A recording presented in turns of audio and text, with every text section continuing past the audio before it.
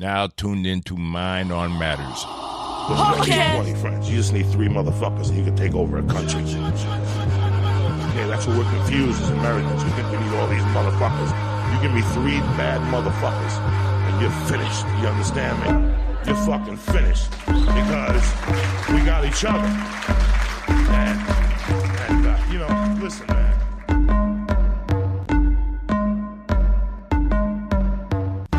Look alive. Mind Matters back in the building. Yes, sir. What's up, good people? How y'all been? Yeah, good.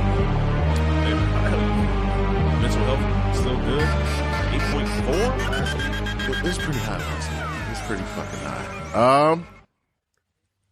So I'm gonna shock a few people. Okay, do so. I'm gonna shock a few people. I don't think in the history of us doing this show, I've ever been this high. Oh, shit. I am about a 9.6 right now. All-time high! I am about a 9.6. Wow, bro. And I think a lot of it is just like, you know, a lot is to be said about acceptance. And when you accept certain things, then you accept the way certain things are. Facts. And I just feel like it's freeing. It's almost like a weight getting lifted off of you. And it's just like, you know what? I'm cool. I'm good. I'm good. How are you good, brother?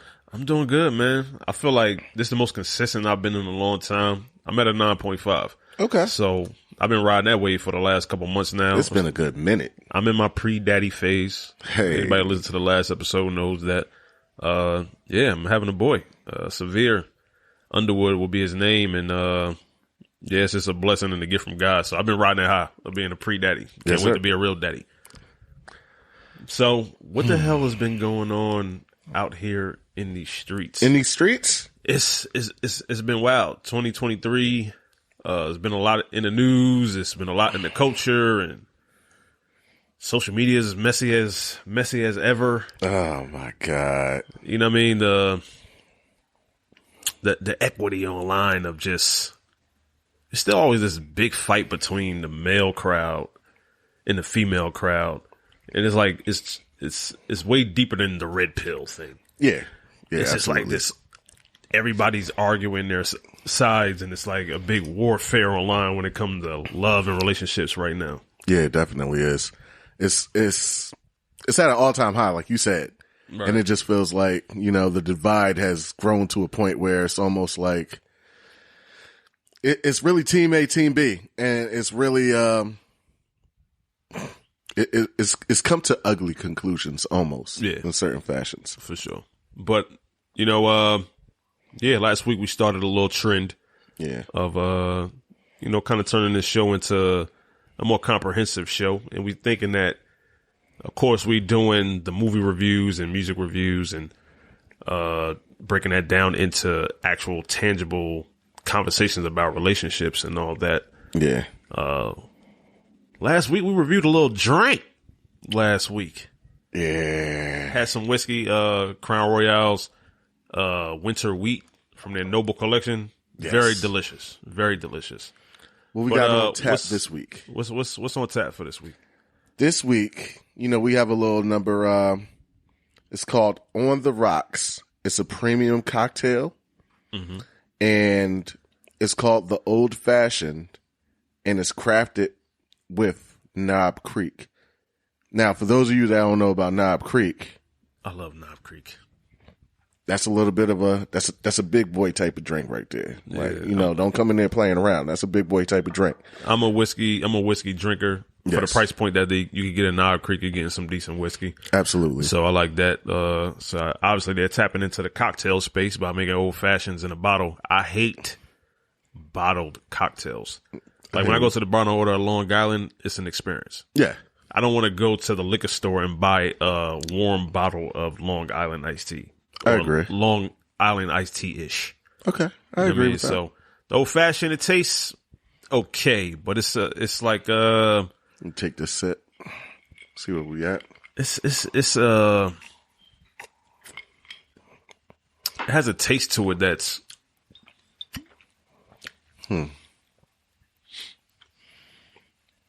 it's like artificial flavored. It's a little bit sweet for my taste, but I feel like I wanted to go in a different direction. Now, just for simplicity, just a tangle of twine or two. How much you think that bottle costs? $14. Nah. A little bit lower. $9. No, a little bit lower. $6.30. $6.99 actually. $6.99. You could definitely get fucked up off that for less than $10. So you can have a little quick meal, take out or whatever like that, and have that. Yeah, I mean, you got a hell of a nice night. You got a good setup right there. Is this for the sneaky link? Like, can you sneaky link this, or can you bring this to the wifey and turn her into your sex doll for the night? I wouldn't do it with the wifey. I believe if you're gonna have some kinky fun with the wifey, I think you could do a little bit better than that. With the sneaky link, as I always say, you gotta put together, that super soldier serum. You throw this, and you throw a honey pack in there.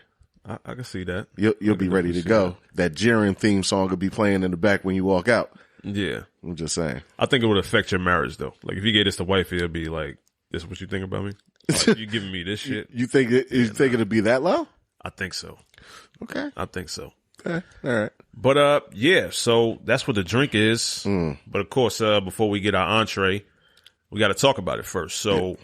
On the menu for today is a topic that derives from what I feel is one of the best black family films that ever came across all time my eyes of all time. All time.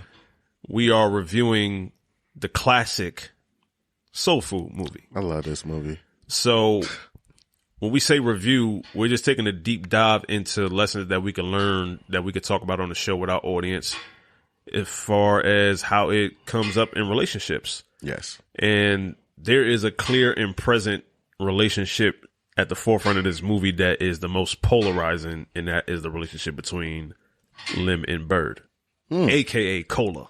But only a few people know that. Don't even get me started. Only a few people know that name. This nigga. All right. Yeah, we'll get to him. Yeah. So we're going to take that relationship, deconstruct it as far as what relationships, values that we could take into our own personal lives and just kind of theorize with one another. But one of the issues that was in their relationship was a thing about finances. Yeah. So we thought it'd be a great opportunity to take this episode to talk about financial issues in relationships and how they can be a deal breaker sometimes, and what can we do to create better climates around money so it doesn't play a factor in us breaking the fuck up. Actually, we could also look at financial expectations as well. We can look at it, because there's a big thing now of people have certain financial expectations when they go into a relationship. So we're going to dive into, does it matter how much your spouse makes? Yeah, what the women say, 6 feet, 6 inches, and 6 figures. Yeah, that's cute. That's cute. All right, so before we get into our entree, we got to get our appetizers in, of course, because we're hungry now. Let's do it. So what the fuck has been going on around in the world these days? Every fucking thing. So, Jay, have you been paying attention to the fact that there is a police officer down in the good old state of Tennessee named Megan Hall? And maybe you might be somewhat familiar with this story, but this is the police officer chick who pretty much got ran through by the entire police force in her police department, even while on duty. Have you heard this story? Yeah, the pig that got caught in the blanket. No, that was a little bit much. Yeah, that's a little bit much. Let me stop. I'm sorry. I didn't mean it. I didn't mean it. But yeah, I've heard about the story, and it's a little bit. You know what's wild? That she said something in one of her interviews that somehow, some way, problems in her own marriage kind of played a part. So maybe like they had some marital issues or marital struggles, and that might have played a part in her doing what she do. So I said, okay, interesting. Without knowing any details, I said, okay, that's fine. I got to read the details though. Yeah, I got to read the transcripts. Now we got to look at the receipts. I'm like, wow. you was having so much problems in your marriage that you was out here doing threesomes with your coworkers and their wives? And you know what's crazy? You remember the scene in Liar Liar where he was talking about my client had emotional distress that drove her into the arms of 6 and she was like 7. Like, damn. Exactly. God So, damn. I don't know what kind of problem she was having, but you know, as I read the article too, I see that she deals with some kind of mental health issues as well. So I know she, you know, contemplated doing the worst things to herself. But recently, she has filed a lawsuit down there, saying that she was in a environment that was sexually coercive, and also that she was being used for sexual grooming, or she was saying that there was sexual grooming going on in the atmosphere and climate inside the police department. I'm like, yo, I tried to say no many times. I'm like, what the fuck did you say yes to? Like, if I could read about your yeses, what the fuck was the no's? That's fucked up. Like, And are they on video somewhere that I could pay for? it's like, yes. Hold on, goddammit. That's too fucking far. Wait a minute. Nah, wait. That's where the fuck we draw the line. I draw the line on animals. You will not put that pistol in me. No, you will not. But you know what's also funny though? Well, not even funny, but I read something else, going a little off topic, freeballing a little bit. Don't mind me. But there was also a YouTube clip of this woman that was talking about she feels empowered by trains being ran on her. Yeah, I seen that a while back too. And the way she described it was like, how can I say this without? I can't. It was sick. Where's the father? It was sick. New podcast coming soon. Where's the father? You know, like when you have the outlook of all of these men are here to do what I say and they're here for me, cool. You know, the other side of that, you're gonna get shot up. Like you here to get this work. And it's sort of like, I don't know how that's an empower. Like, yeah, I don't get that. And I mean, I don't want to come off judgy. I really don't want to come off judgmental. So ahead, if anybody listening might be down with that lifestyle or have any insight and wants to explain it to me, please let me know. Do you Feel free. Hit me up. But yeah, no, make it make sense. Please. Nah, you really can't. Like, I don't understand it. You really can't. But everybody knows the saddest part of the story is that the husband is sticking by the wife. Yeah. I feel bad for that guy. I feel bad for him. It's like, if you was the innocent guy and you ain't never did no wrong and you just decided, like, I'm going to keep the family together, I feel bad for you, bro, because this is a sickness right now. It is a sickness. However, if you're staying because you've done worse, yes.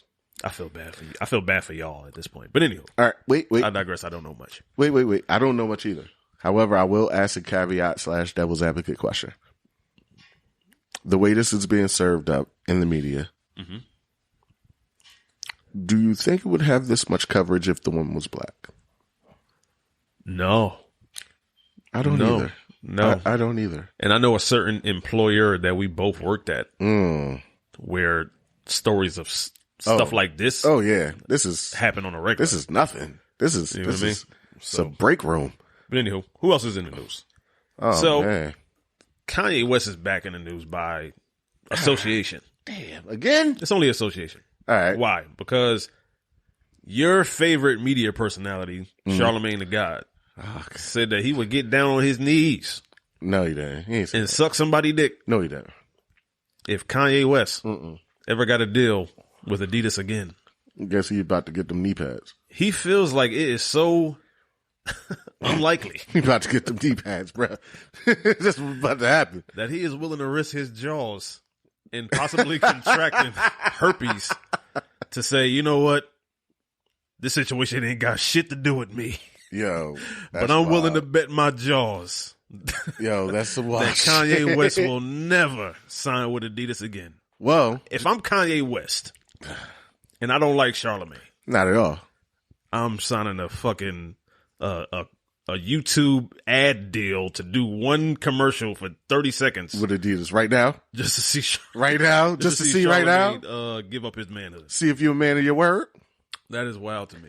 I mean, that is the talk around the neighborhood. But if you look at it, it kind of, when Adidas pulled the trigger on Kanye at first, it felt a little presumptive, but I mean, with every good company, you know, there's always preventive measures you take. Yeah. But always a long game too. You know, I don't think Adidas was willing or able to take that hit they took. Right.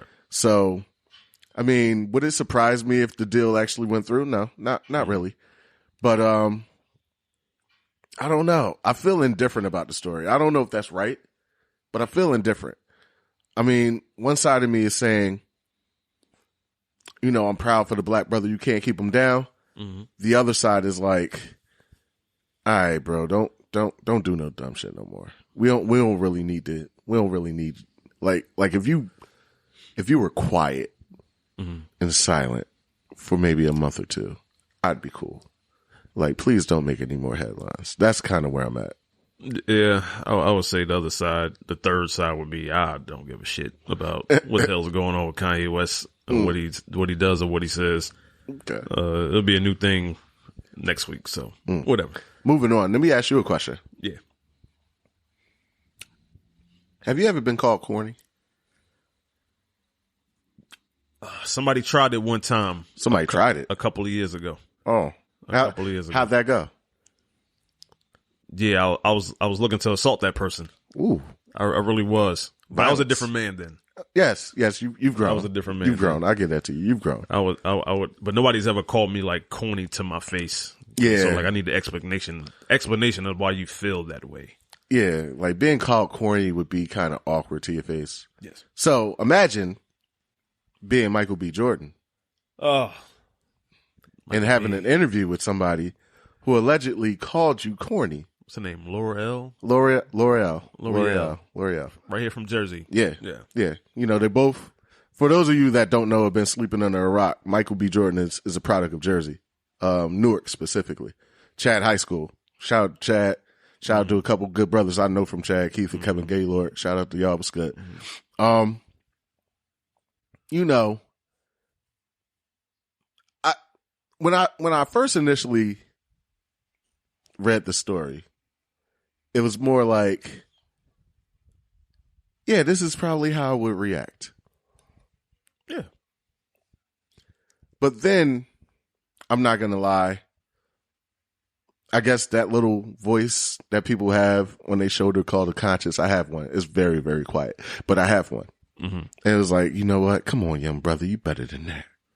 You had that moment? I had that moment. With this? I had a moment. Let me get in depth. Let me talk my shit. Okay, cool. I had that moment. Like, nah, young brother, you better than this. You know, you've lifted a city. You know, you've given hope. You know, you don't need to be engaging in that. And I said, you know what? You're right. Then the louder voice on the left side was like, nah, fuck that. I mean, nah, fuck that. And you know what? Nah, fuck that. Because you're not going to sit up here and try to use me to better your platform when there was a time where I was corny, you made fun of my name. Like, nah, fuck that. Well, for all facts, right? There isn't anything that says that she said. Oh no, she said the words. Oh no. There's nothing that said that she used to call him corny. She just said that people used to call him corny. Maybe she agreed with that. I don't know. She didn't come to a defense or anything like that, but she never said that you are corny to him. She just might have felt he was corny. Man, listen, how did Franklin tell Leon in the last motherfucking episode of Snowfall, for those that ain't see it? You back in this game, young brother. I'm going to need you to pick a fucking side. Yeah.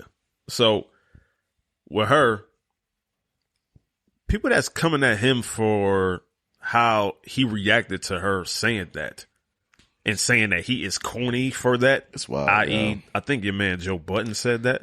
He holds the position that Michael B. Jordan is corny for how he spoke to responded. Her. Yeah. Now, for all intents and purposes, I have no clue about the relationship between L'Oreal and Joe Budden. I know they both from Jersey. Maybe there's some connection there, however. Possibly. But if you go back and look at the video or the footage of the actual interview, I felt like Michael B. Jordan kept it pretty much professional for the most part. Yeah, he kept the only part that he came out and he kind of said like, oh, well, corny kid from back in the day, right? Yeah.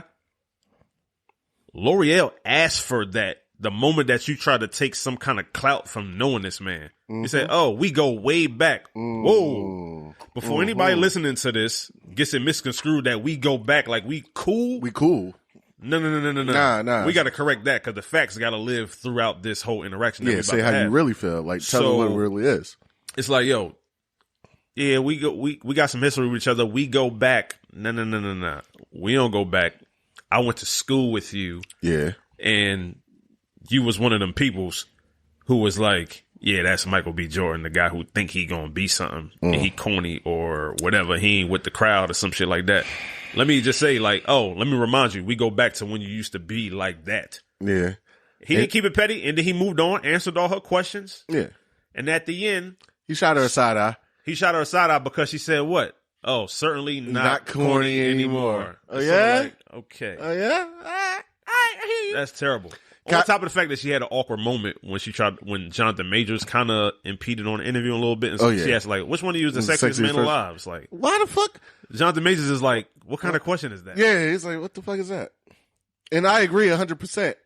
I'm like, I got another topic that's off book, but I'm gonna get into that. Yeah. But yeah, you can't address or ask two men that like I don't. What am I supposed to say? Dan, nah, it's him. No. We live in a society where it's like, no, confidence is everything. So if I don't feel I'm the best, I certainly hope you feel you're the best. Yeah. You know, we talked about this before we got on. Like, you know, full transparency. It's been a while. Yeah. And you said, you good at this shit. You great. Right. And what I say, I'm only great because I follow your lead. Correct? Yeah, you said this. But at the same time, it's like, I have to have the confidence in myself that, I can do this shit just as well as you can do this shit. It's competitive. Yeah. But at the same time, we move towards a collective goal. Mm-hmm. So, yeah, you can't ask a man that question. Yeah, it was super tacky, but whatever. I mean, she's not like a big interviewer in the game, like as far as the grand scheme of things. But, she got some growing to do. Whatever. No harm, no foul. Yeah, we'll take that. What else is going on out here? Let's see. You seen that new movie, John Wick? Oh, man. I can't wait. I can't fucking wait. You know what? Can we say, I remember we've had a debate about this before, and I was like, name 3 movies that have fallen under the same type of umbrella of John Wick, where it's like, John Wick is approaching that mark of like, all right, 4 movies. All right, now, like, all right, let's calm down. But it's still like, I can't really be too mad because I haven't really disliked any of them. But I said John Wick because John Morant is acting like he fucking John. Oh yeah, Wick. Yeah. The young Grizzly is out here getting grizzly. You know what I don't understand, bro? I don't understand how. Anybody who understands basketball can see that you are a budding, if not already, superstar in this game. Absolutely. And you're not even into your prime yet. No. You got the world at your feet. Yes. The world is your oyster. You could draw from it wherever you want.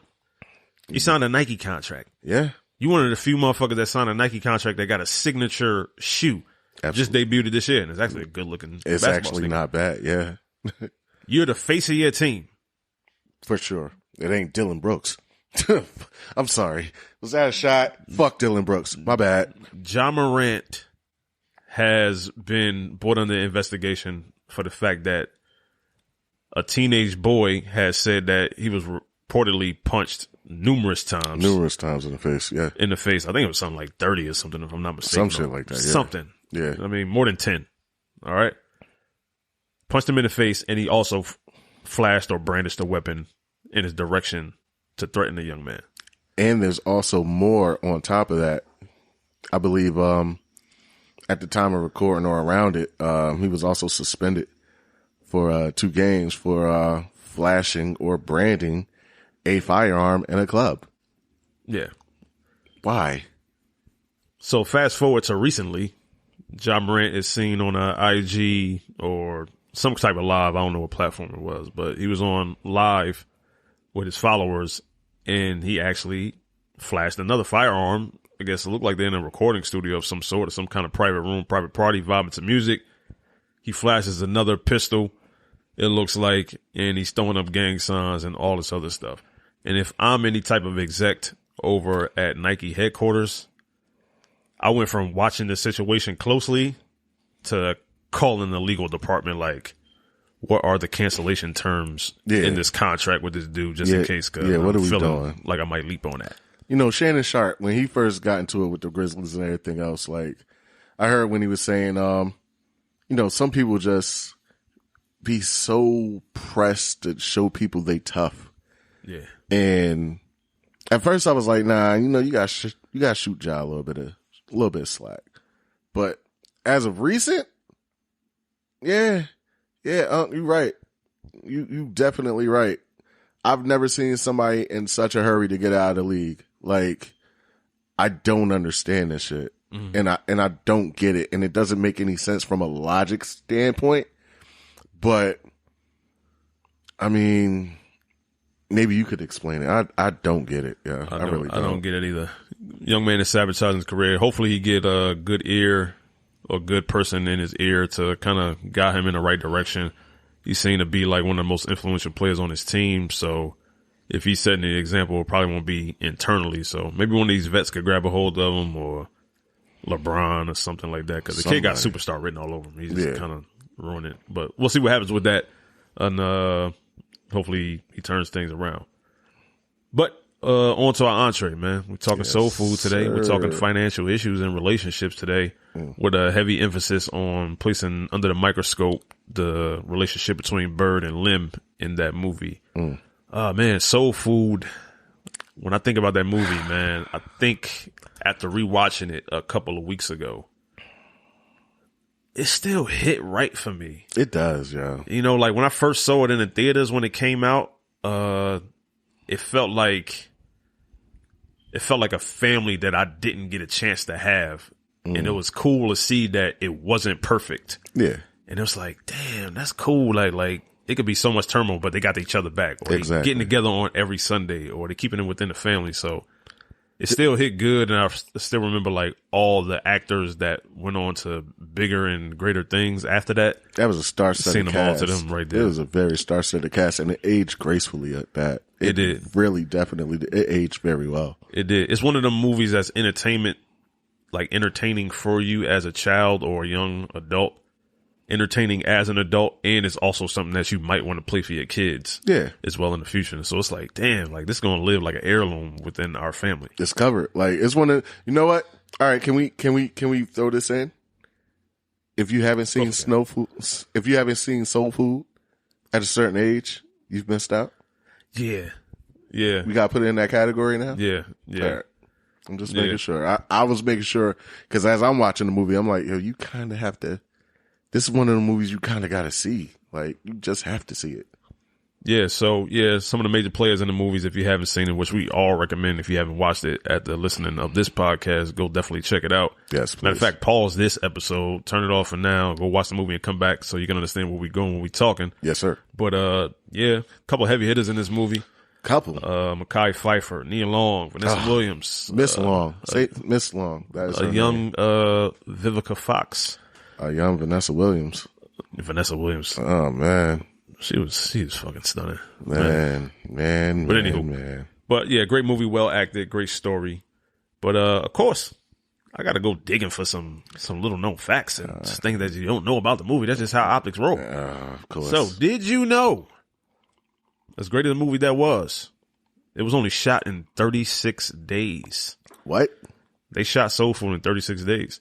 So the movie was underwrote by 20th Century Fox, and they wanted Edmonds Entertainment, like Babyface Edmonds and all them to shoot the movie. Yeah. Whatever. And at the time, Vanessa Williams, Vivica Fox, and Nia Long all were doing other movies and other projects at the time. So they had like, we gotta shoot this shit like now. So they wound up squeezing that whole shit into 36 days. That makes that movie even more impressive. Yeah, while other movies take like 8 months. Jesus, that's impressive. If it's a big movie, it might take years. So the fact that they did that in like a little over a month, that's kind of like impressive. That's impressive as shit.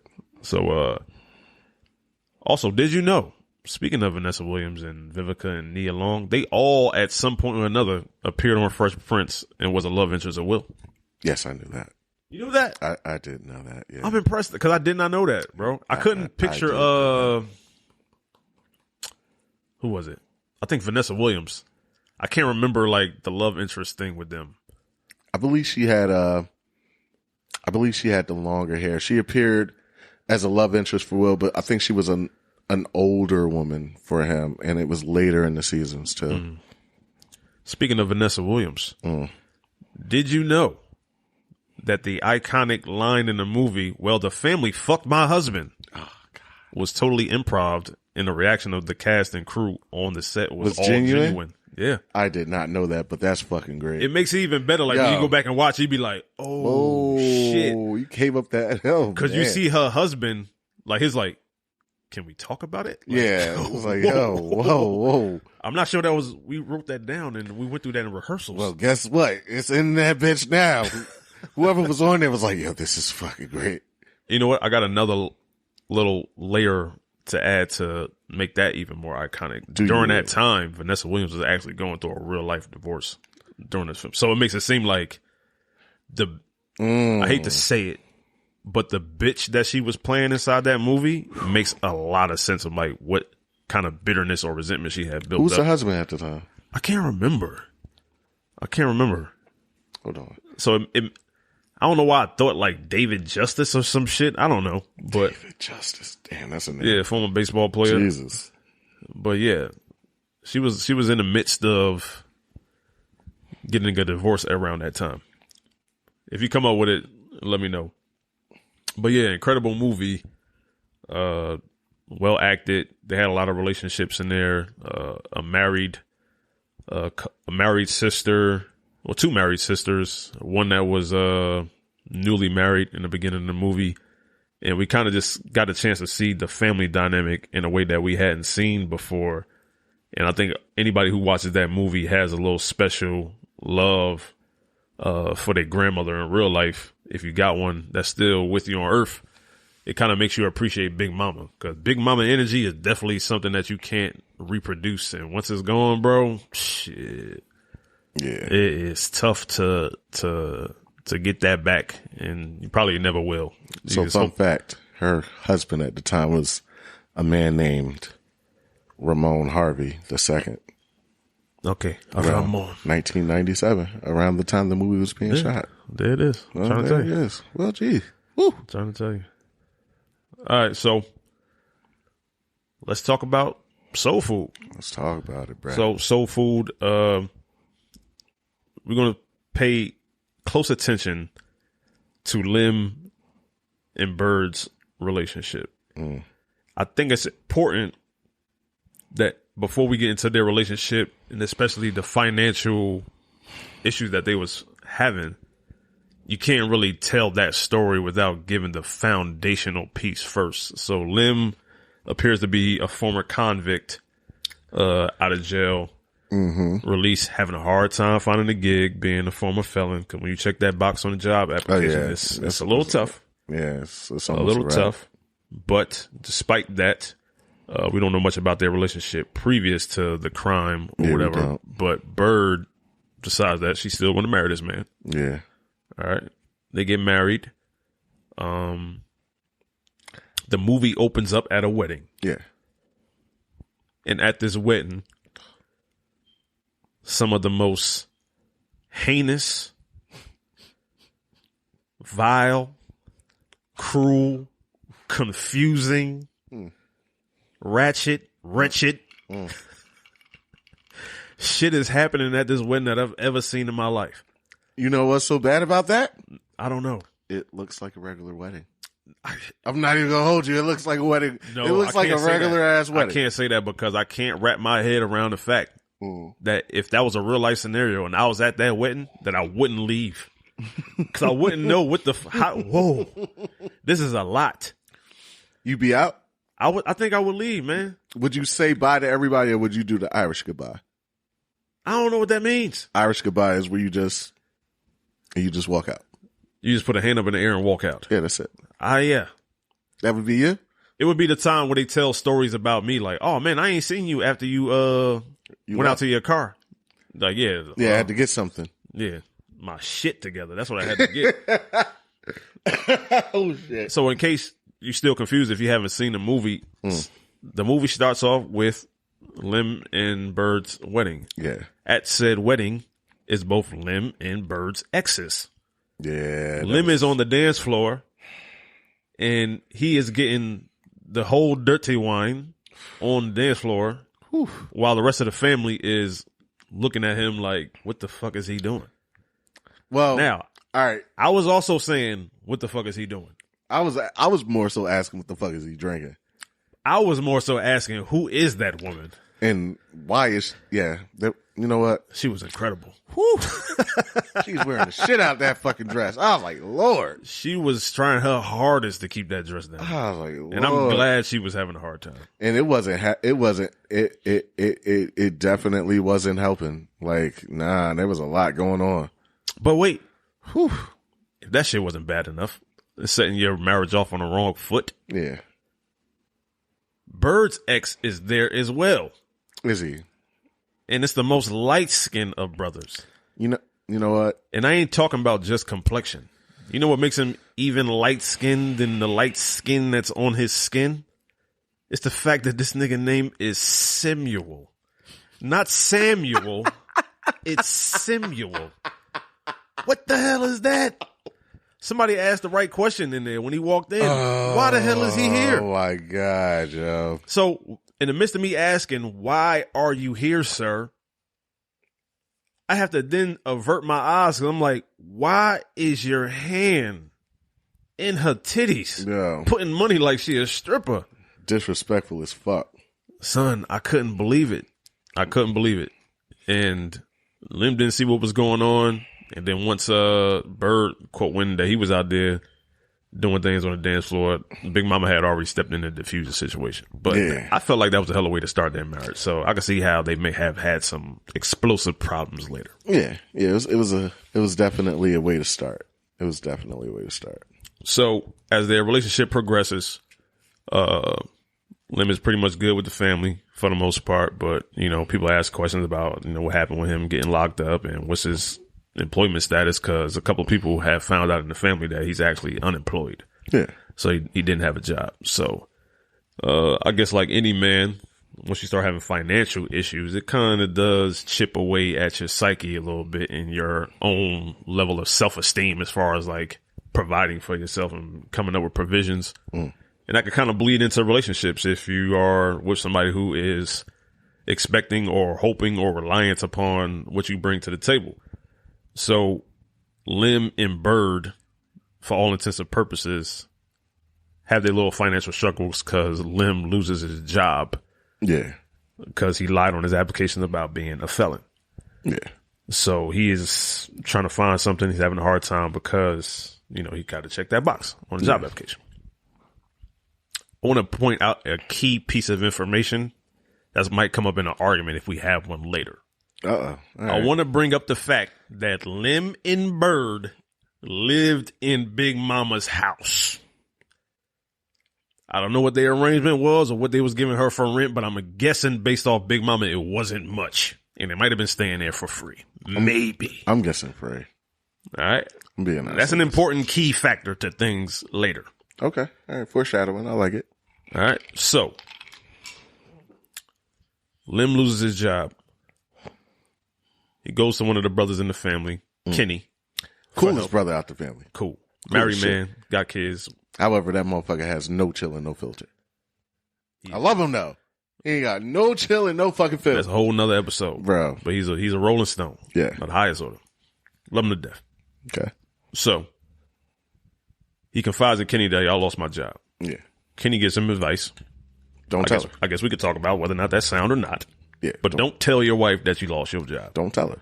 That'd be a bad idea. So what does Lim do? He does not tell her. No, he doesn't. So we have our first problem there. Well, all right. I'm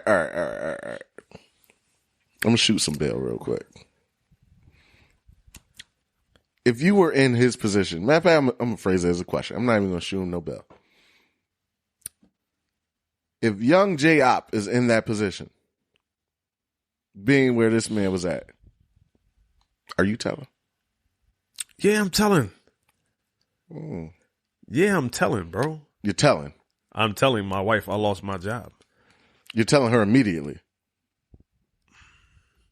Yeah, I'm telling her immediately. Like 5 minutes after it happens. Or 5 seconds.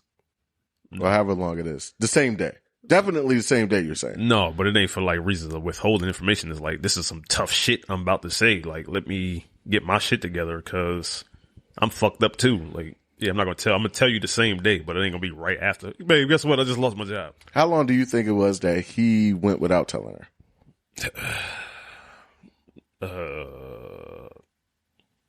I would say weeks. I'm going to say a week, maybe 2 weeks. I'm going to say 2 weeks. I think Big Mama health was like declining for, well, maybe like at most 2 weeks. I'll give it 2 weeks. At most 2 weeks, yeah.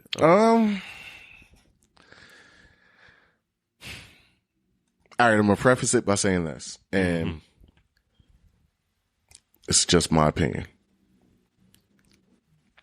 Depending on the partner you have, I feel like whether or not I would tell you in a certain time frame or not. Because love is one thing, as we've talked about before. Love and being open and everything is one thing.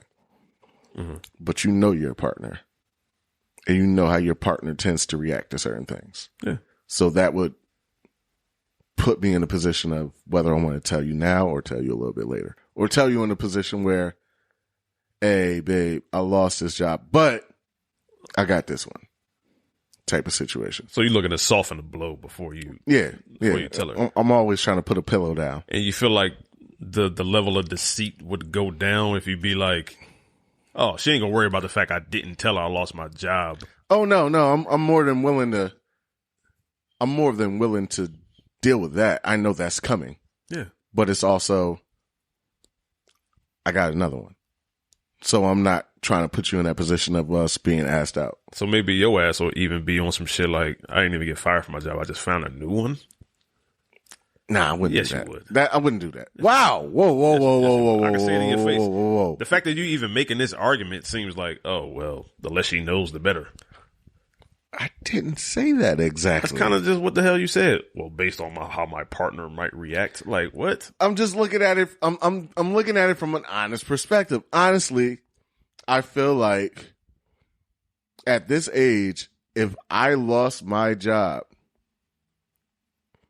depending on the partner I have, that's a lot of that's a lot of questions. That's a lot of unknown. That's a lot of shit that I don't want to deal with. So being a man who has been a breadwinner in a relationship, if you were splitting bills with your shorty, would you be okay if she lost her job and didn't tell you until the bills was due, or nah? I feel like it's different though. I feel like it's different, and I don't mean to be. I don't mean to be that person. I don't want to be that person. I'm gonna be honest. I don't want to be that person. But I feel like in that position as being the man, I'm kind of in the position where I'm expected to soften that blow regardless. Okay. And I feel like, as we'll get into later in this show, when it comes to like financial situations or financial whatever I'm expecting, it's a little bit different. I feel like if my woman was to lose her job, all right, that's on me. I'm gonna take that regardless. But me as a man losing the job, I feel like I don't want to put that on you. So I'm gonna do whatever I can to rectify the situation before it even becomes a problem. See, it's thinking like that is when motherfuckers be making shit worse. Cause like, you have a point. A motherfucker will find out another way. Like she found out another way. Like coming home early, like, why the fuck are you home? It's like, exactly. Yeah, I gotta tell you I lost my job or some shit. And it's sort of like, okay, depending on shit that happened previously in your relationship, or you being a motherfucker that would dance with your ex at our wedding, what else you lying about? Anything else? Or this how you operate with all your tough truths? You just be on some shit like, well, I just will hold this information until it's convenient. Like, when the hell is it ever going to be convenient if I'm going to find out anyway? Because now you're just kind of like delaying selfishly the truth just so you could be on some shit like, hopefully if I wait a little while, this shit'll get better. It's not meant to be a form of... It's preservation. All right. It ain't even like, it don't got nothing to do with the person. Like, you're right. You're right. It's completely selfish, but it's not in the, I don't mean in the aspect of being devious or trying to hide. It's one of those things where it's like, some of the worst ideas are laid with the best laid intentions. And as bad as an idea as it is, I don't want to put you in a state of, well, what happens now? Yeah. It's like, if I can handle it, I'll handle it. But I don't know. I mean, maybe just my point of view, maybe things will change depending on, partner type of thing. But in my experience up until this point, whenever I've been that honest, that upfront, it's always been met with like another side that's like, all right, yeah, you just made a bad situation worse. And that might go into trauma, which we'll talk about at some point. Yeah. And I'm aware and accepting the fact that like everybody got their own way of dealing with a traumatic event, conflict, or a sudden change in life, like a life event. Yeah. Like we all react in a different way or whatever. Mm-hmm. And depending on your level of confidence on how you be able to handle the situation, maybe buying yourself some time or softening the blow might be better for your partner's self-esteem and shit and how they're doing with things. So I understand what you're saying, but I just kind of feel like, I can't think of too many like major lies that go like untold. Like eventually that shit comes out and it's sort of like, do you do more damage at the end anyway? Cause it's sort of like, damn, this motherfucker ain't even trust me enough to say that such and such and such. Or I've been waiting to help you out cause I ain't like your job anyway. So why ain't you just da da da da? Or the bills is due, like the mortgage is due, or this baby tuition is due. And it's sort of like, oh, I ain't got my half. Like, why not? nigga, you just told me now. If you would have told me that shit weeks ago, 2 months ago, like da da da da. So what the fuck you been doing while you been home then? That's rough. So if you want to deal with that, I don't know. Whatever. But yeah, so obviously he lied about losing his job. Bird comes home early from whatever with a friend and finds that Lim is hanging out in the crib taking a shower when he's supposed to be at work. She confronts him. Why the fuck are you here? And it comes out that he lost his job. Happens, unfortunate, whatever. So the point of contention is how Bird responds to that information. So at some point in time, Bird thought it might be a decent idea to reach out to her ex, Simuel, and ask him a favor to try to pull some strings at his job to get her husband, Lim, hired there. Didn't just ask him a favor. She asked him a favor. And by asked, she offered to go out to dinner with this man. She flirted with this man. She kind of stroked this man's ego. But she got the gig for Lim. Lim is doing a fantastic job at his new job. It appears that he found a safe place to rest and have employment. But in comes Simuel's light-skinned ass. Bro. The most light-skinned motherfucker at all time. Most light-skinned, toxic nigga of all time. Like, yo. With his tight-ass fade. He goes up. Do you feel like he violated man code? Well, let me explain what the hell he did. I'm sorry, I got ahead of myself. Okay. So he approaches Lim in the lunchroom, cafeteria, where he's having lunch, and pretty much discloses to Lim that I'm glad I could help you get in here. Lim, confused, is like, what do you mean, help me get in here? He's like, oh, your wife, Bird, she reached out to me and asked me if I could pull a couple strings to get you up in here. We got it done. Like, welcome to the family and shit. Da da da da. And kind of when pressed with, how do you know my wife? He said, oh, I know Cola from back in the day. Oh, who the fuck is Cola? Oh, that's just what we used to call her back in the day because she got that body shaped like a Coca-Cola bottle. She make a man go, do-do-do-do-do. And Lim, enraged, took his turkey and cheese sandwich and said, fuck this, I'm done with this.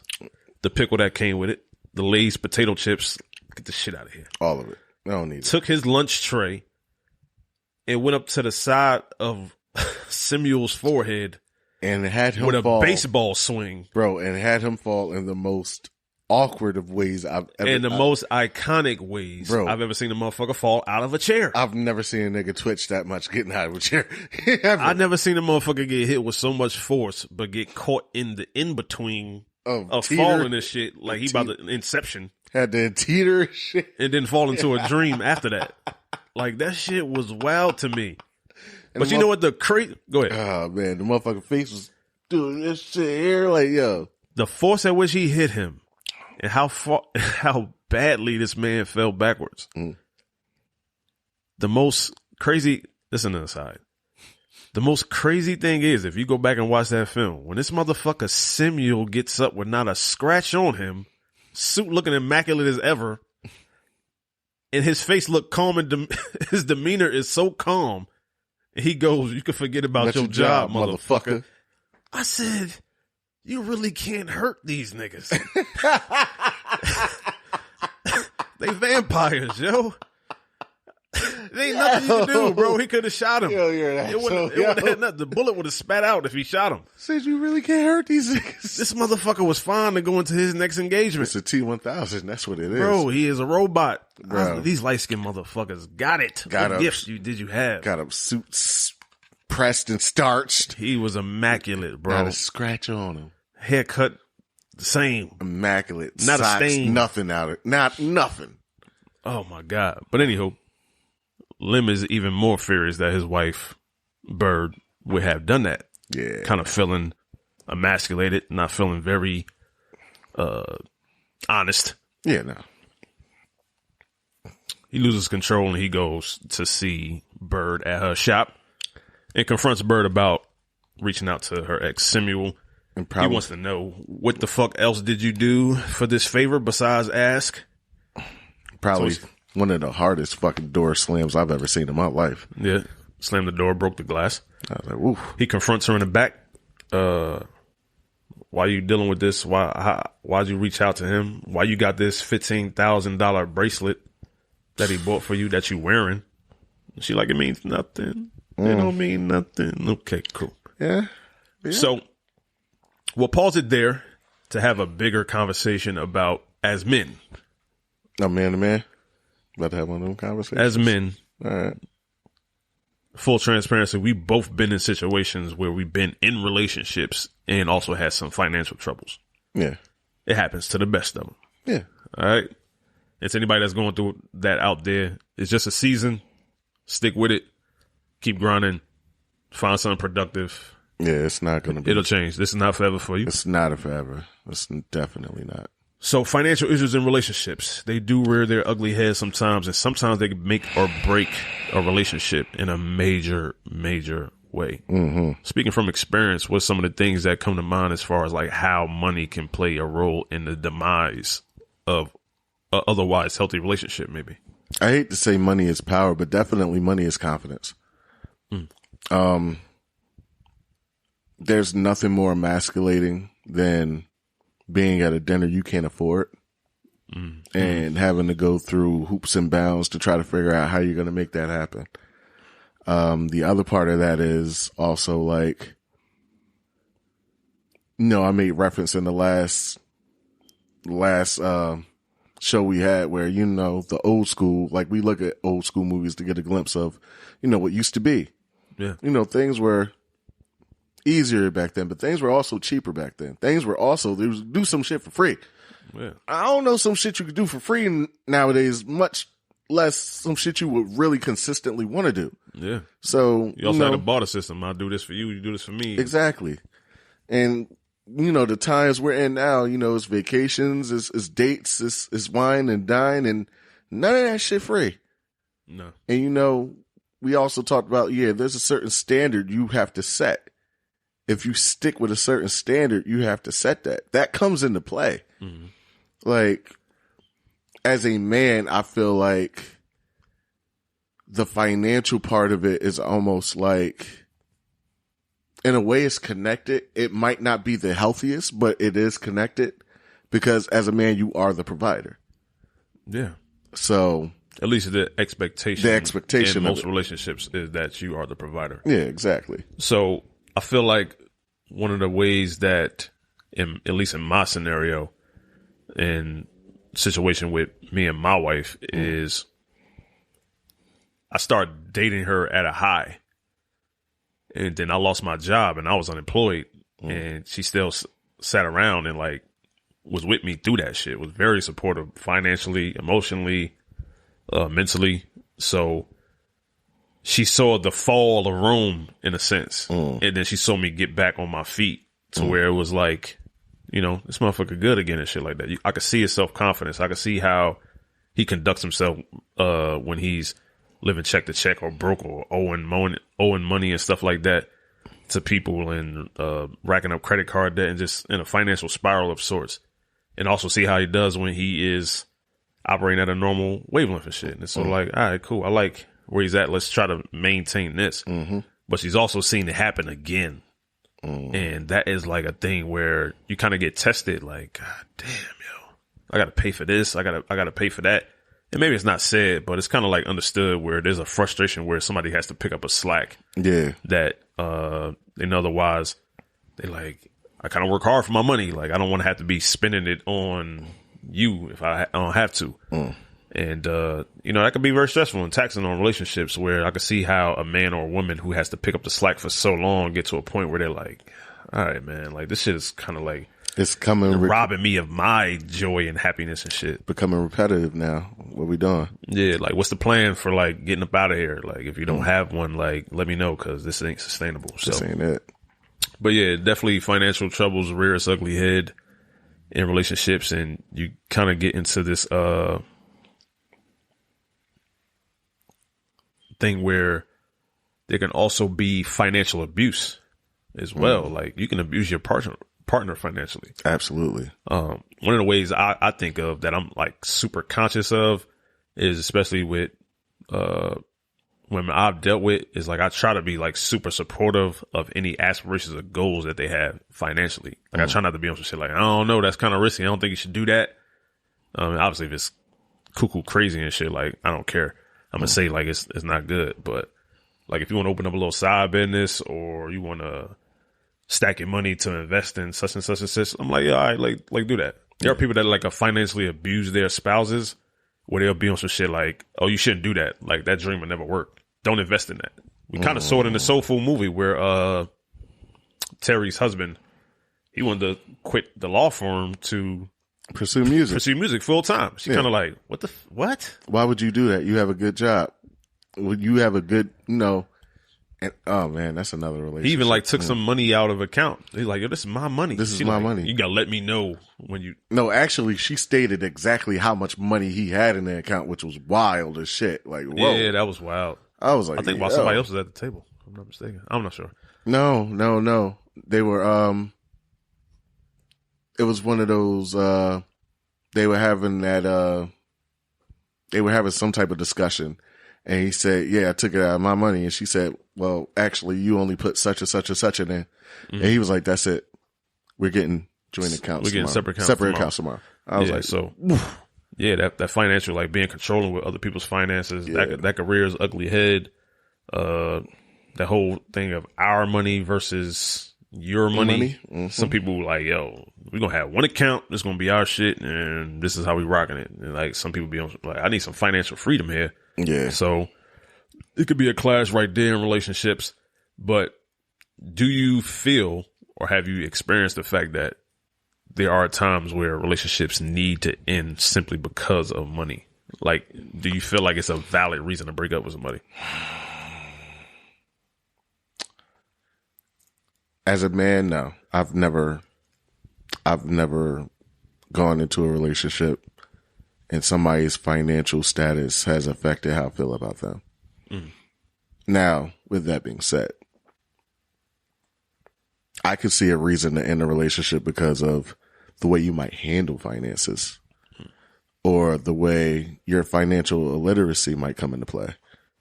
Like, yeah, that might be one of those things. Or it might be maybe not a direct reason to end the relationship, but it's definitely like, yeah, I can't trust you to run this household based on how you run your finances. Because if you're used to paying rent a week and a half, 2 weeks late, that's not what I'm used to. Right. I'm used to getting the shit out on time. I'm used to being able to plan and see what's due. And if we're in a good enough spot, a lot of that shit's on auto anyway. So, you know, the financial stability and responsibility I'm used to might be a little bit different. And if we could come to a point where we're both hitting that streamline or somewhere close to it, that's fine. But me as a man, I've never looked at somebody and been like, oh, you work at McDonald's? Nah, this ain't go. I've never factored that in.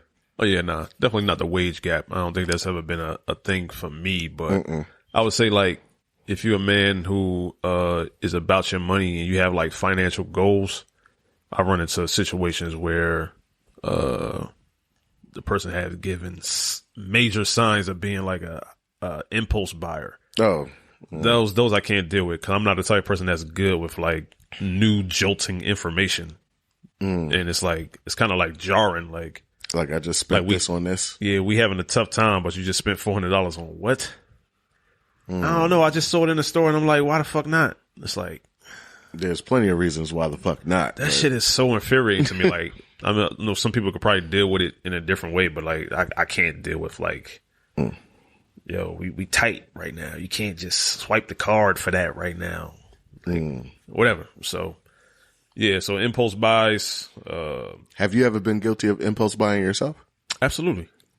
I used to have a major sneaker addiction. I remember that. And I used to have. I like when I do buy things to buy the best of stuff. So I'll spend like, what's the deluxe package? Yeah, let me get that. Yeah. So, yeah. I hear you.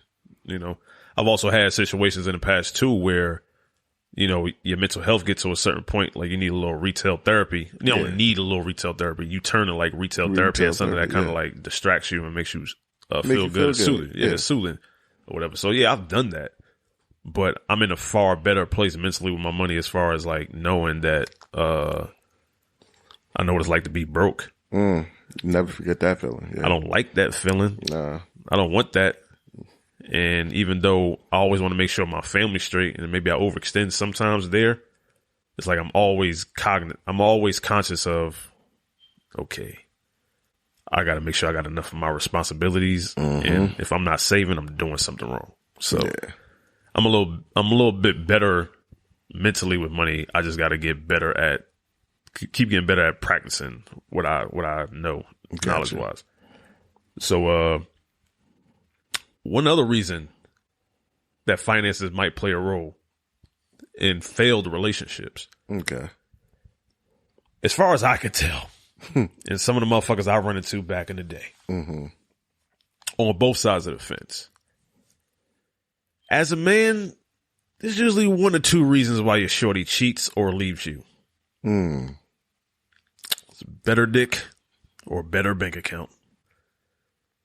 It's one or the other. All right.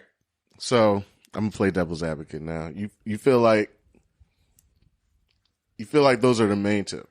I feel like those are the main two. All right. So I will give you those two. I will throw in a third that I feel like is a little bit more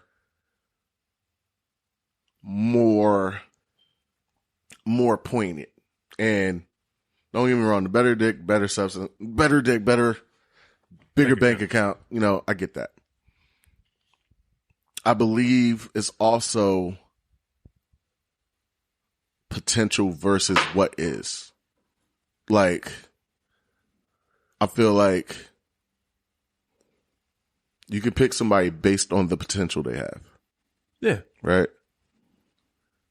But then you can see somebody that has that already and puts you in a position to grow and be a better person. I feel like some people has what?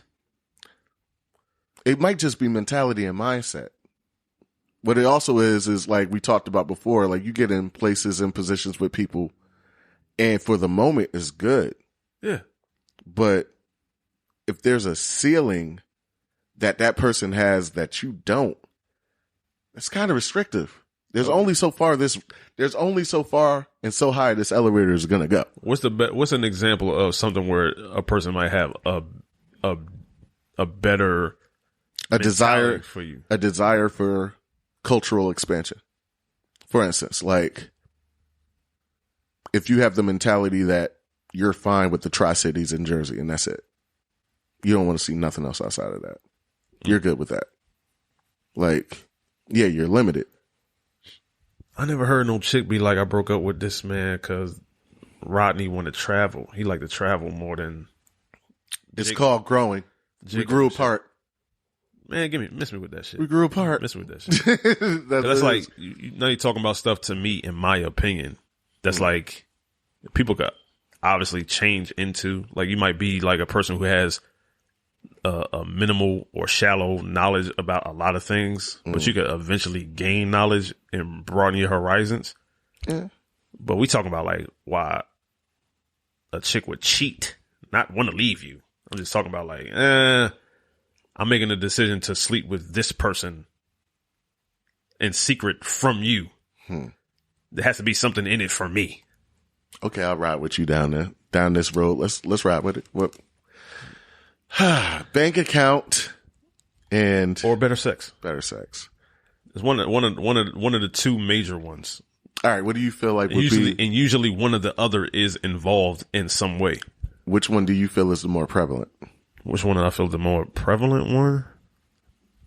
That's a great fucking question. That is a great fucking question. I'm going to say the better dick. I'm going to say better sex is more prevalent. I would say because a woman with a nice man with a good job will cheat with a motherfucker that is half the salary, that is not boring or is better in bed or shows her more attention sexually and stuff like that. So like if you got if you 45 years old woman and you got a CEO husband who is away on business all the time, or when he does come home to fuck you, it's like, that's how motherfuckers be winding up in the hotel rooms with their husband on some shit like, turned out by black man. Yeah. while husband films. All right. I'll see you and I'll raise you. I'm going to go the other way though. Yeah. I think it's bigger bank account, not better dick. And here's why. Really? I feel like the person that's able to fulfill and show them more than just the inside of four walls in a room will ultimately be able to woo that person. Like, I feel like we're at the age now where good sex will only take you so long. It'll only take you so far. It's like getting in a car, attempting to drive cross country and not having any intention of filling up along the way. There's a limitation on that. But I feel like the person with the bigger bank account, I might not have the better sex game. But baby, you got options with me. Like, are you kidding me? Like, where's he taking you? Where y'all going? Cheesecake Factory? That's cute. Come here. Let me show you this. And I then raise your fucking stature. All right, well, let me ask you a question.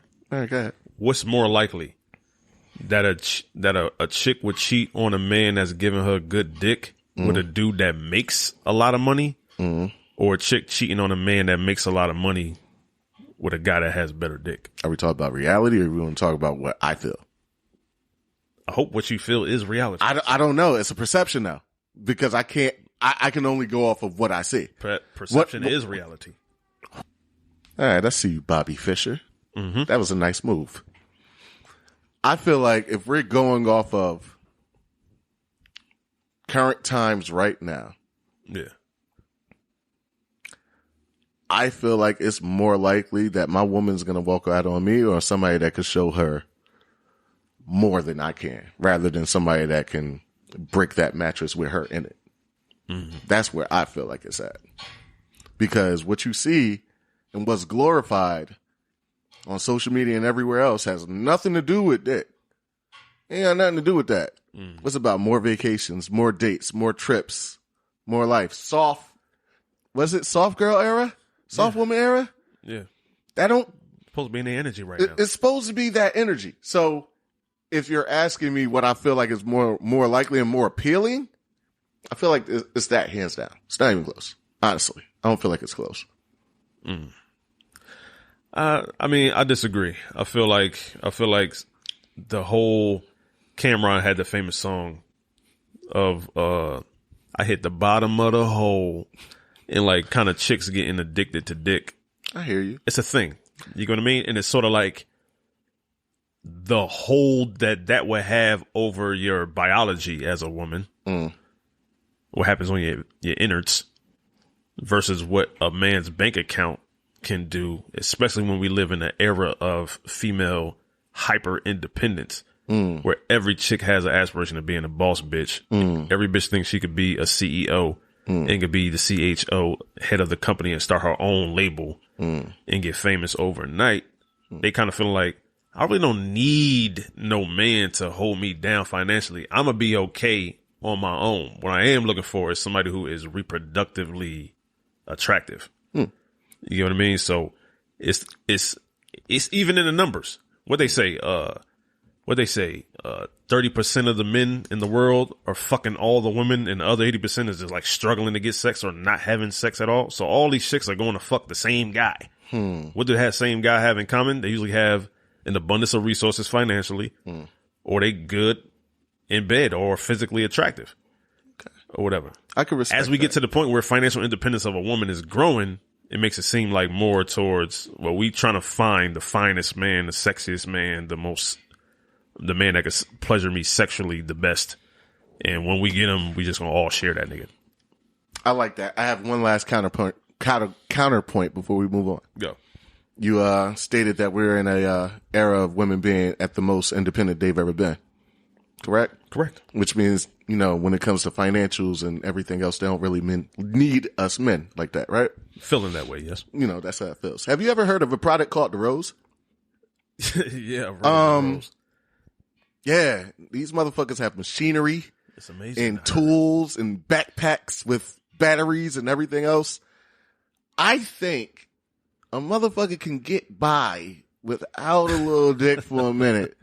But when it comes to that fucking struggle of, damn, I really want steak, but all he can afford is no, it's not a fucking conversation. She's going with the steak. Yeah. That's my chess move. Now, if you would like, we can leave this up to the viewers and the listeners. If you have, if you have an opinion on it, ladies, you want to chime in.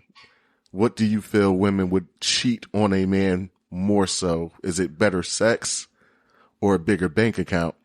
Please. I smell an Instagram poll. Hit us up. Instagram, Mind on Matters podcast. Hit us up. Emails, mindonmatters@gmail.com. Like, please, we need answers. Be vocal. Thank you. Since we're talking about money in relationships, We are. every relationship starts off in the dating phase. Men, should we be dating while we're broke? I think not. Hell no. It's like, Hell no. where is your priorities? Now, listen, I don't fall into the 2% of men on the earth where it's sort of like, I could just walk around and no matter what the fuck is in my bank account or what the fuck I got going on with my life goals, priorities, religious views, values, and all this other stuff, my history, and women just be throwing themselves on me and shit. But why the fuck would you be out here trying to have somebody come under your protection and romantically woo on somebody and try to court somebody when your account is overdrafted or you living paycheck to paycheck, barely making ends meet? You can't invite her over to your crib to cook a dinner because all you own is ramen for the most part. And The spicy ramen. Too. you trying to sell a woman on a future with you while you don't have the necessary funds in your account? I think what it comes down to is, even though we know financials play the part for sustainability, the initial part of, love or romance or relationships is allegedly innocent. So I guess to say I can want something and I might not be in the financial position for it, it doesn't change the fact that I know it's something I desire. Now, whether or not I take my financial health into consideration, I think that more or less depends on how badly I want this person. Because even though there's been plenty of things in history I'm not supposed to do, but I've done them anyway. And the results vary whether it was positive or negative. But at the end of the day, it's like, if you feel a certain way, do I feel like you should? It probably isn't the best idea. It ain't. It ain't. But would I? Now the better question is, would I talk somebody out of it? I don't know. If you had to give advice to your son.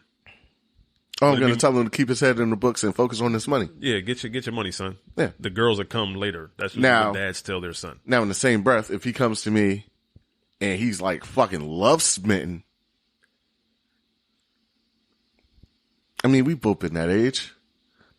We've been the people that's like, yo, I'm going to buy this necklace for this chick because I really, really fucking love her.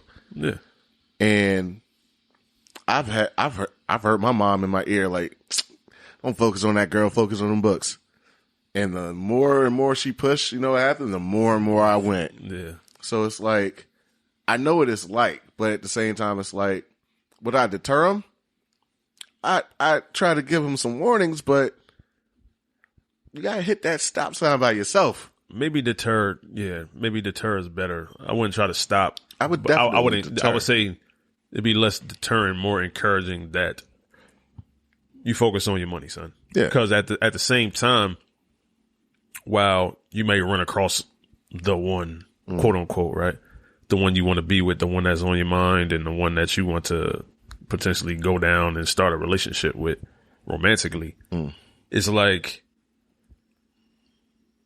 contrary to what any woman might say out of her mouth, there is a level of provisions that a woman is looking to get if she aligns herself with just being with you. Like, there's an expectation that at least my man can handle dinner tonight. Yeah, exactly. Or he can take me out on a date to make me feel appreciated, or buy me some flowers, or give me a gift for my birthday if that's something that he want to do. And if you're dealing with somebody that's broke, and God forbid this motherfucker broke without a plan, like, I don't know, I just fell on hard times, but I'm gonna bounce back because I got this, and this lined up, or I just put all my money into this investment, but when my shop get going, we gonna be good. But a motherfucker that just lost his job and they ain't filling out no job applications, like, I can't tell that man to go out there and date. Like, you ain't always right yourself and shit. Yeah. What house or what relationship will you have any kind of financial authority in when it comes, like, you know how demoralizing that shit feel when shit is due and it's like, I can't even help out with that. Or babe, my car broke down. It's like, damn, if I can't fix it myself, I don't even really know what to tell you. Like, I feel like that's a helpless feeling.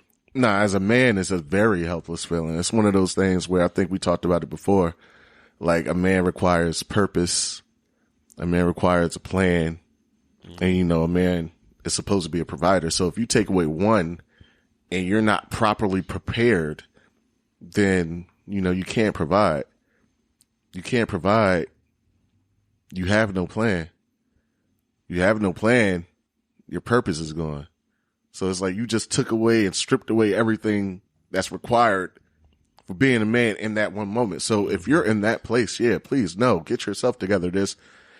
If she's the one, she'll be the one tomorrow, and the one the next day, and the one the next day. Because if anything I've learned is progress is seen. You make progress every day. Every day you have to be the better version of yourself. Even if it's a small bit, it's still progress. So by you making the progress in yourself, you're going to end up being the person she's supposed to be with anyway. So why rush that? So in the movie, Nia Long had recently opened up a shop, a hair salon, and she had got some help from her sister to open up shop or whatever. But she hoping that the thing would turn around and be a big business for her. And, you know what I mean, being a business owner, if she's successful, and Lim coming out of jail, probably finding jobs that don't pay that much initially. There's a good chance that at some point in time, especially after he lost his job, that the majority of the money that was coming into the house, into the marriage, was coming from Bird. Yeah. So Bird would have been sort of the breadwinner until Lim got on his feet. Yeah. Which brings up an interesting idea. Oh, shit. the level of uncomfort or how it would bother us as men if your woman was the breadwinner of the marriage or the relationship. Like, she makes X amount of dollars more to you. Like, does it change if she makes 10,000 more to you? Does it change if she makes 20,000 more? Or how about 50? So that's tough. That's tough. I can't say that it'll be an issue for me, but it would definitely be like a thing that I would think about. Like, yeah, that's wild. I mean, do I need to fill out for another job? It's definitely one of those where it's like, you know, no pun intended, that whole who wears the pants in the family, like, you know, she starts swinging that big dick energy when she start approaching that 20 to 45K more. It's like, you can't even talk to me. We not even in the same fucking tax bracket, bro. That's a shame. Man. Like, yo, like, That's wait really a minute. shame. It's demoralizing. But I will say, me personally, I think I'm in the same boat as you. I don't know. I mean, you know what we do. I mean, I get into a bag where it's like, oh yeah, you made how much? Hold my lunch. Right. I'll be right back. Like, that's the mode I get into. Like, all right, Yeah. cool. But yeah, that's a tough ass. That's a big gap. That is tough. And it would create like a somewhat level of discomfort. And I'm not sure if that's in its own, like, kind of not toxic, but it's kind of like a bad quality, because it really shouldn't make a difference if you taking care of your business as a man and you all right by yourself anyway. Like, well, I make enough to support myself. I make enough to support our family too. If you wasn't bringing shit, but she just happens to make more than you, it kind of felt like you kind of get stripped of that little man magic that you could have, where you'll be on some shit like, yeah, we about to go to such and such tonight. Well, I feel like taking a trip to such and such. It's sort of like, nigga, that shit don't fucking impress me. I could swipe the card for that. Would you feel the need to one up your partner if that was the case? Like, let's say, all right, she hits you with, hey babe, I need you to schedule this week to this week off. We going to Bermuda on me or whatever. Do you then retaliate with, oh yeah? Guess what? Guess what we doing next month? Get your passport. We going to Greece. That's where we going. Yeah, it would probably play itself out. It'll probably be a little bit of overcompensating there. It'll be a little bit of competition there. I'll try to keep it as healthy as possible, but I'm not gonna lie to you. I'm not finna let my shorty stun on me like that. Like, you ain't finna make it rain on me, motherfucker. Like, this is not, I am not up there dancing. You crazy? All right, I got another overcompensating question for you that happens very, very small scale, but it happens. Have you ever received a gift from your wife that had you like, nah, you're not about to just give me this. All right, I got something for your ass.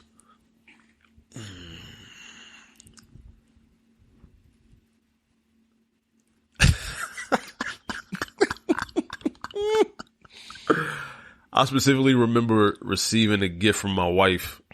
It was a Louis Vuitton wallet. And like, I knew this shit was expensive, and I remember having this feeling come over me when she gave me the wallet, where I was like, this bitch think I can't afford this. You probably think I can't afford to put no money in this motherfucker. You think I can't go out here and buy some Louis Vuitton wallet and shit? And at the time, I probably couldn't. You know what I mean? But it kind of like hit my manhood for a second. Like, oh yeah, that's how we doing it. You think I can't do this? Huh? If I could do this if I wanted to. You know, like If I truly wanted it, I yeah, could have had it. It kind of hit a little different. It did kind of hit a little different. So it is like when your girl flex on you, it's kind of like it's bittersweet. It's like, oh, baby, got it. I like that, but at the same time, it's on some shit like, Damn. When a waitress come pick up the check and shit like that, and she take her card, you be on some shit like, I hope they don't pay too much attention to whose card they have. Oh, no, or you they be paying attention to the waitress when they come back, like, damn, they really about to hand the card to her. Okay. Oh no, they know. They're You could have fully just aware. put it down. You could have just put it down in the middle of the table, and I could have act like I paid tonight and shit like that. All right, so that's what happened in the movie. Do you feel like Lim overreacted when he found out that Bird had her ex hook him up with a job? And do you think he overreacted? But a bigger question is, what Bird did cheating? All right, can I answer the overreacting in two parts? Yeah. All right. What he did to that salon shop door was completely over. There was no need for that. Mm-hmm. Maybe the way he reacted to her in that bathroom, a little bit much as well. Yeah. The way he reacted to Simuel, Yeah. How you do? Samuel? absolutely on point. He deserved more, if you ask me. Bro, you're not about to sit up here and talk about my fucking wife's fucking Coke bottle shape Yeah. No. and lick your lips in front of me and do all that wild shit. No. Is what she did cheating? No. But it's definitely in that range of, yo, I need you to fucking know better. Like, what line did Lim say in that movie? Ain't no nigga gonna do shit for free. What the fuck did you have to pay? Yeah. And it's like, you have to think about that. Like, so you're willing to put this divide between us for a bracelet and fucking dinner. All right, cool. Like, nah, because you were going to go on to dinner with him and you weren't going to tell me. So technically, had the shit played out, yeah. And the motherfucker gave you a gift.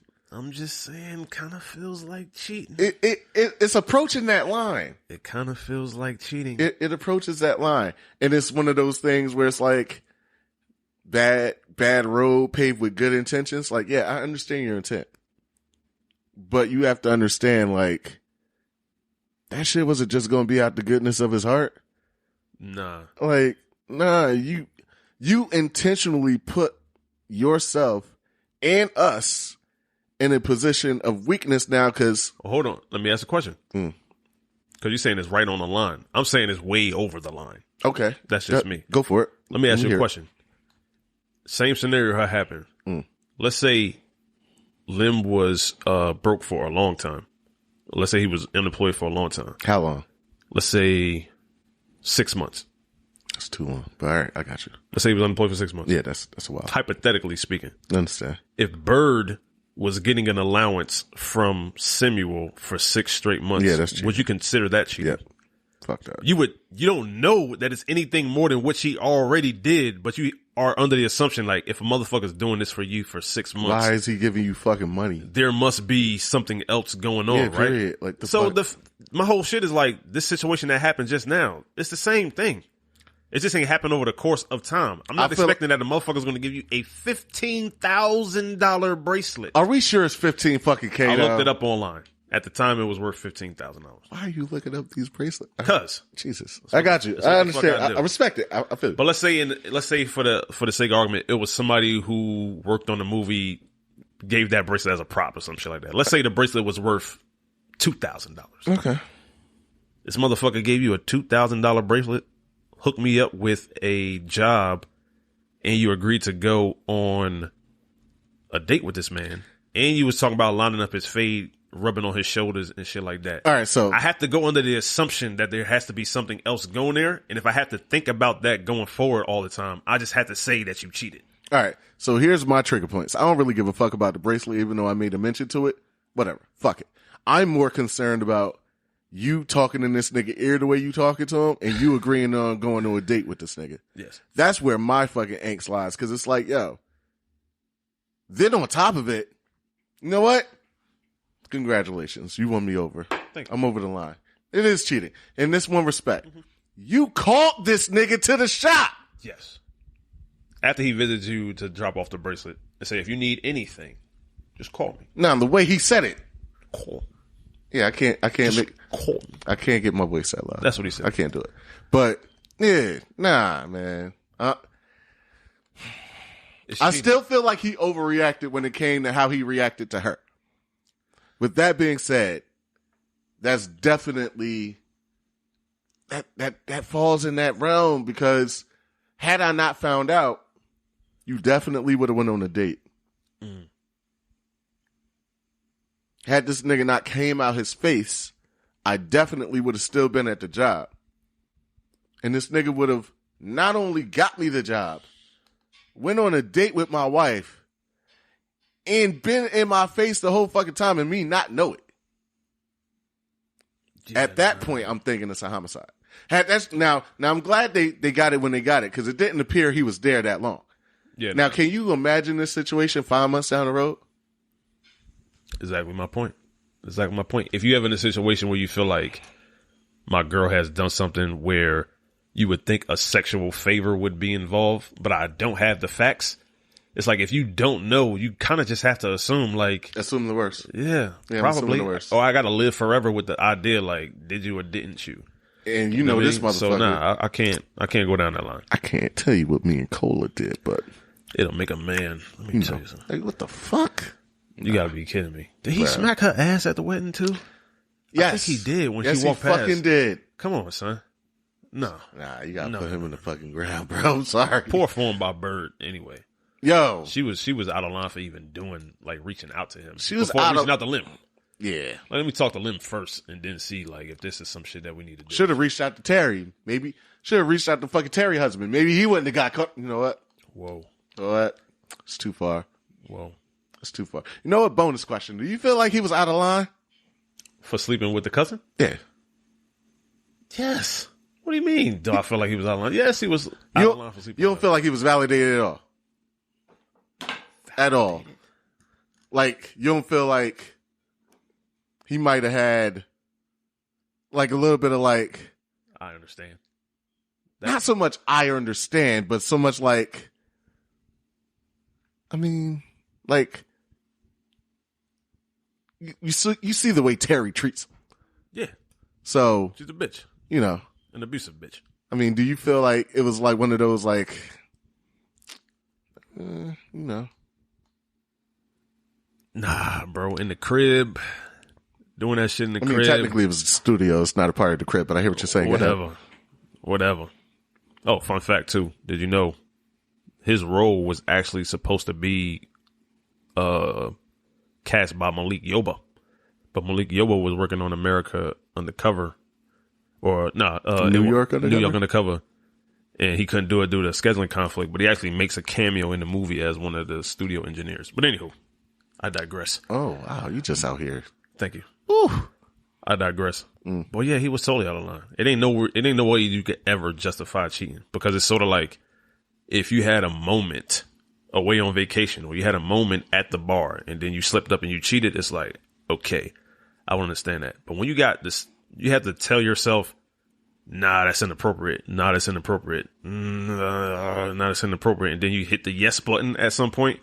It's like you had a lot of points in there where you could have checked yourself to say like, nah, this ain't, I can't do this. Okay. Even before they went upstairs to the studio, they was downstairs having a drink and shit like that. And the way she was laying on the pillow was turning me the fuck on. It was wild. I said, wait a minute. Hold I mean, on. How faithful a motherfucker you expect him to be and shit? And she put this motherfucker in a precarious situation with her ass tooted up on the floor on that pillow. Why the fuck you say it like that? I'm just saying. How faithful do you expect the nigga to be? How faithful do you expect this man to be when you fucking put him in a situation where he's obviously comfortable in his own home, but you tooting that thing up and you know this motherfucker ain't reacting to shit right now? It's like, come on, man. I feel like she pulled his card, though. She came upstairs with no fucking drawers, no pants, no drawers on, bro. Just a shirt. Knowing damn well on principle she owed him some pussy. No. Yeah, she did. Whoa, what? Yeah, she owed How? him some pussy. She owed him some pussy. He helped out with her audition, got the job. So that equals pussy? Yeah. Yo, what type of fucking cash or ass shit is this? Like, I mean, you got to understand how clutchness of a moment that was. It was the clutch. audition going on right now. You know how to play the piano, but anybody could have showed up. Yeah. All right, you got me the gig. You got me employed. Let's not forget, like, it wasn't like old boy tried to fuck her over or some shit like that. She couldn't pay. He still came through in the clutch. Yeah. But I don't equate that to, like, you know what you gotta do now, right? You only need a little bit of trim. That don't. I'm not saying if he came with that type of energy, but I would understand if she had that type of energy. Like, you know what? That nigga did a good thing. I owe this motherfucker some pussy. So. I don't see how that's far out of bounds. Motherfuckers have old motherfuckers pussy for less. So. What do you feel like is like, all right, what would you feel like is a pussy owable offense? A pussy owable offense? What do you mean? Like, what's one of those situations where it's like, yeah, you know what, you might owe me some pussy for this. I need a scenario. When your coworker asks you to help them move out their apartment, and they say they got 4 niggas to help out, and you the only motherfucker that show up, or just you and your homie or some shit, it's like, I wasn't never getting paid for this. I think I'm owed a little bit of pussy. Wow. Right? Okay. All right. I told this motherfucker I had 4 people helping. No damn well it was just him and this nigga. It was just him and whoever he bought. Yeah. And I didn't even know he was bringing somebody. With the caveat of being like, we talking about 2 people that find each other attractive. I ain't just talking about, fucking this motherfucker just for like, oh yeah, fuck it. Whatever. Or some kingpin shit like, I don't have money, so guess what? I'm talking about you see somebody, you see a chick, you be on some shit like, yeah, I would fuck her. Yeah. I just did you a good deed. She finds me attractive. She would fuck me. He did a good deed for me. You know what? Let's just have fuck. Oh man, yo, this math is hilarious, bro. I fuck with it, but it's just hilarious. I'm just saying, it plays out in real life. It does. I say. I got you. All right. So last but not least, our money versus separate money, joint accounts versus separate accounts. What are you more in favor of?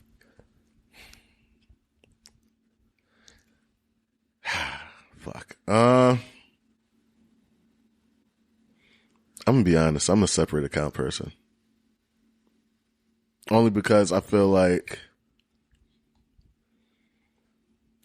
there's a way that we can contribute into a joint account without really joining all of our accounts. Like, there should be, if you want to put a certain amount in, that's cool. If you want to go about it a way that somebody told me about once, where you put a certain amount in that covers all bills and expenses. And if you want to do it like you want to rotate who pays what every month, that's fine. Just put everything on auto and let it go from there. Yeah. That's dope. That's cool. Yeah. But as far as like, yeah, let's merge our accounts together as one and nah. Yeah, no. Nah, I'm sorry. I'm on the same wavelength with you. I'm feeling like that our money shit is a little bit overrated. No, I'm not. Because even if you got a joint account, if y'all both pouring into it, it ain't never 50-50. So when it comes time to like swipe the card, it's like, bruh. I mean, I did put $4,000 more in this thing than you, and this is a $3,000 purchase. So I kind of feel like I'm spending my $3,000. Yeah, pretty much. But it's our money, so you can't really make that argument. So I kind of feel like best case scenario, you have a situation where you could kind of do both. But for the sake of the question, which one is more desirable in your opinion? I feel like the separate accounts is the most desirable and shit. And you're kind of hoping and wishing and praying that hopefully y'all got good communication where that person is being responsible with their shit and you could be responsible with your shit. So when it comes time for a joint payment, you got your end, I got mine, or whatever arrangement we got. So, I mean, people get divorced over this shit. Yeah, it's real. The finances in the fucking marriage, bro. Shit is real. It plays a really, really big role. Wow. Because I think it says a lot about you as a person as far as like what you do with your cash. Not only that, but it also says like the responsibility you have, how you look at money, how you go about money, how you look at future endeavors, and like you touched on before, like you take a spontaneous purchase, whatever, and you apply it to our account, and it's like that becomes a big thing. Matter of fact, side note, I was watching a YouTube reel from a man, Different Perspective. Shout out to him. He had a fucking reel up there, and it was so funny. It's about this couple. The woman hits up her man. Hey, babe, I know we were saving for a house and we're trying to get our shit together, but I really want these Beyonce tickets. Oh, wow. Couple G's. And he was like, no, we said we were going to be responsible. Remember, after what we did, we said we were going to save for a house. I know I said that, but I really, really want these tickets, babe. No, we have to stay the course. No, I'm sorry, we can't do it. She flips. Oh my God, I can't believe you're saying no to me right now. Are you serious? This is all I want. Babe, nah, we gotta stay the course. You know what? Fine. This is our joint account and I put money in it. So just give me my half and I'm swiping the card. I'll buy the tickets myself. He said, babe, are you serious? Like, are you serious? We're saving for a house, our future. And you didn't put half in. You only put $715 into this account. She was like, fine, give it to me anyway. He said, if that's what you want to do, fine, no problem. Engagement off. I said, ooh. I said, wow. That's rough. Wow. And she said, fine, no problem. Good for that man. I was like, wow. Good for that man. How the hell I'm supposed to live forever with your ass? Like when I get old and I fucking need somebody to help me get dressed and all this other shit? Nah, that's crazy. Nah. I was like, yo, and there's so many motherfuckers out there, both men and women, who they get in these situations where, like I said, the impulse buyers, they want to buy the experience. Yeah, they want to buy the vacation. They want to buy the Beyonce tickets. They want to buy the car and just kind of get into that feeling. Because they don't have the idea of what being a homeowner feels like, because it's a slow love. You know what I mean? It's sort of like it's beyond you. Like, you got a chance to make a family happy. You want to just have a good night listening to some music that you already heard before. The fuck? No, it's Beyonce lowered them prices, yo. What the fuck? It's once in a lifetime. I don't give a fuck. Nah, I'm good. Hell no. I'll stream it. Somebody's going to stream it. I'm straight. I'm straight. I would love to see Beyonce though. I'm not gonna lie. Would you pay the prices, though? I would not pay them prices to see anybody. Nah. What if Michael Jackson came back? I would not pay them prices to see anyone. Do you want to see Michael Jackson dancing how he was before he left us? Wow. Come on, son. Don't do me like that. Jesus, yo. Don't do me like that. Bro, what are you talking about? Michael was still Michael. Right? You want to pay tickets? You want to see Michael revamped? Rock My World Michael. That came back. Michael revamped. It's the same Michael. He just a little. Not. No, it wasn't. Bro. He had a software update. What's the difference between a vanilla wafer and a chocolate wafer? Nothing. They both delicious. He's the same fucking Michael, bro. What are you talking about? No, it definitely wasn't the same Michael and shit. Bro. When motherfucker started doing dance moves, you be on some shit like, you look like he just me. winging it. He just winging it. You look like me. How old was Mike at that time, though? And first of all, Mike at that time was still Mike. He might not have been Mike, but he was still Mike. I'm not paying no money. I'm not paying no $1,200, $2,000, $4,000 to see nobody perform no songs that I've heard before.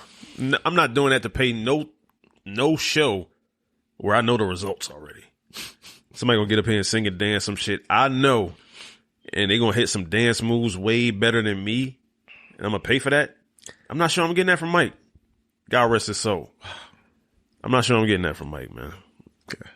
Now, would I spend that money on a Super Bowl ticket? Yeah, maybe. I'm never going to see these two teams play in the game again. I don't know that. I'm never going to see two teams play this game again. Okay. Beyonce going to have another tour. Yeah, of course. I promise. Yeah, definitely. All right, I get that. All right, so, Money Mitch, finances. Any parting words or words of advice for handling your cash as a man in a relationship? Stand your ground. Make your money, stand your ground. Be open to compromise. but at the same time, like, know where to draw that line and know where that line is. Keep some cash off the books. Wow. Keep some cash off the books, bro. Okay. Because what they call it, the pop-up expenses, They pop up. they be popping up, bro. They definitely pop And up. I ain't talking about having to dip into your savings and shit like that, because that shit hurts when you got to, like, dip into the money that you see your account get to a certain number. You're like, I got to swipe the card for this shit, transmission. Fuck, whatever. Keep some money off the books. That's like not even play money. It's just like money that don't have no assignment except for, like, Just sitting there. damn it, I just need to get access to this shit right now and shit. Yeah. Be well. Be honest. Be transparent with your partner. Hope y'all been enjoying the show so far. We just finished doing Baby Boy. Now we're doing Soul Food. We wonder what's next. This is going to be very, very interesting. I got some fresh ideas. But I might ask the people out there that listen to the show. Yeah. If y'all listening to the show, make sure you go to however you add the show to the library on this platform, whether it's Google Podcasts, Apple Podcasts, Stitcher, Buzzsprout, Spotify, whatever, Spotify, add it to your library and hit the notification bell so you get notified when new episodes is up. We ripping and running. We love to hear from y'all. MondoMattersPodcast@gmail.com. You can also send us an inbox on Facebook or IG, Instagram. And new ideas, guests you would like to see on the show, if you might want to be on the show yourself, any topic ideas you want us to discuss, or movies. We'd be glad to dip into whatever y'all got on y'all mind. So exactly. Appreciate all our listeners who've been listening so far. It only gets greater and more efficient. Oh, man. Bruh, I can't wait. not again. I can't wait. Peace. Later.